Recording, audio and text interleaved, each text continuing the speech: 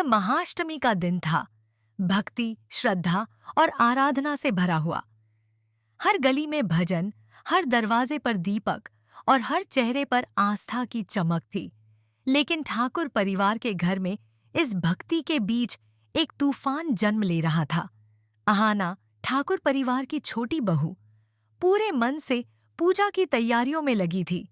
उसने कन्या भोज के लिए स्वयं रसोई में खड़े होकर हर व्यंजन बड़े प्यार से बनाया था। चेहरे पर थकान थी, मगर आंखों में गर्व, क्योंकि वह जानती थी यह पूजा केवल देवी माँ की नहीं, बल्कि घर की इज्जत की भी थी। परंतु ठाकुर जी और पोल्टू के मन में जलन और षड्यंत्र पनप रहे थे। ठाकुर जी को बुरा लग रहा था कि अब घर में सब अहाना की सुनने लगे हैं। उनके अहंकार को यह मंजूर नहीं था। उन्होंने सोचा कि अब अहाना को सबक सिखाना ही पड़ेगा। तभी उन्होंने चालाक नौकर पोल्टू को बुलाया और कहा, अगर अहाना को इस घर से निकालना है तो काम साफ सुथरा होना चाहिए। पोल्टू ने मुस्कुराकर सिर झुका लिया और वहीं रची गई एक ऐसी साजिश जो किसी की इज्जत लूटने वाली थी।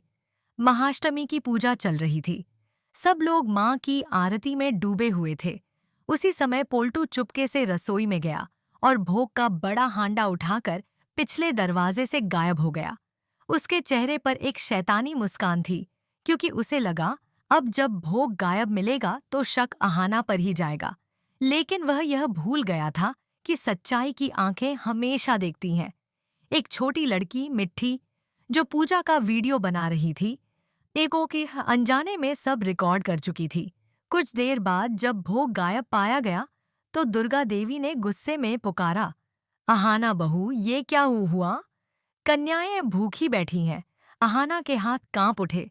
उसने कहा, मां जी, भोग तो चोरी हो गया है।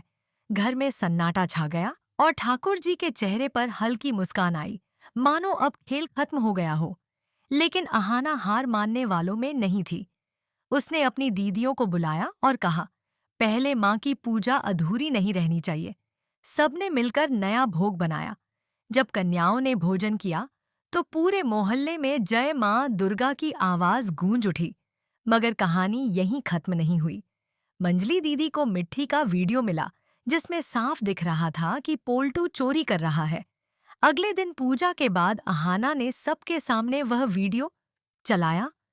पूरा घर स्तब्ध रह गया। दुर्गा देवी का चेहरा लाल हो गया।